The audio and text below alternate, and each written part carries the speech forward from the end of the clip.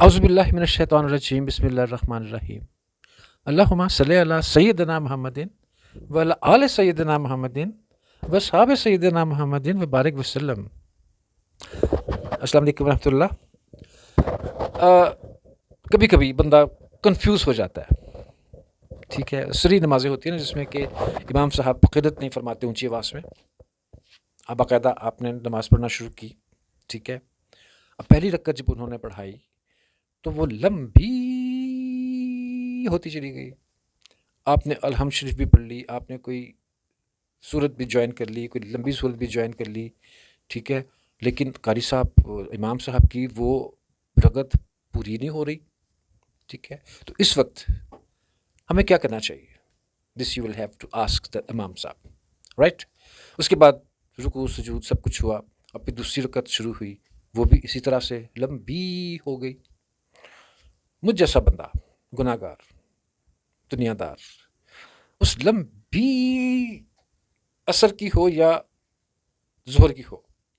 وہ جو لمبی ایک جا رہی ہے نا،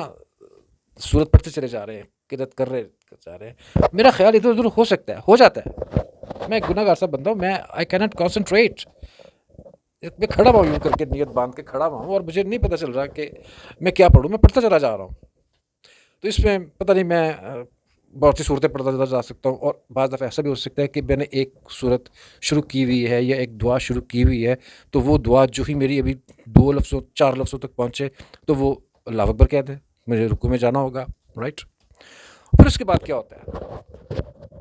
پھر اس کے بعد تیسری اور چوتھی رکعت، اس میں الحمد شریف کے بعد کوئی صورت ایڈ نہیں کرنا ہوتی، ٹھیک ہے نا، اور جب ہم نے کوئی صورت ایڈ نہیں کی تو اس صورت میں ہم صرف الحمد شریف پڑھیں گے،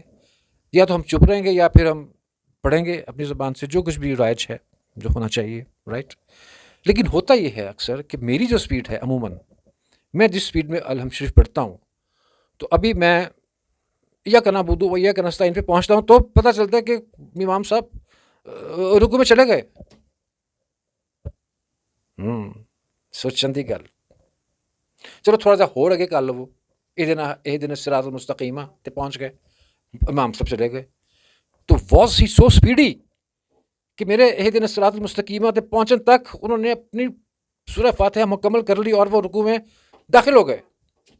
اب جب وہ رکوع میں داخل ہو گئے تو میں وانٹ ٹو بی نوٹڈ، پوچھنے کی بات، تو میں اپنی وہ الحمد شریف پوری کروں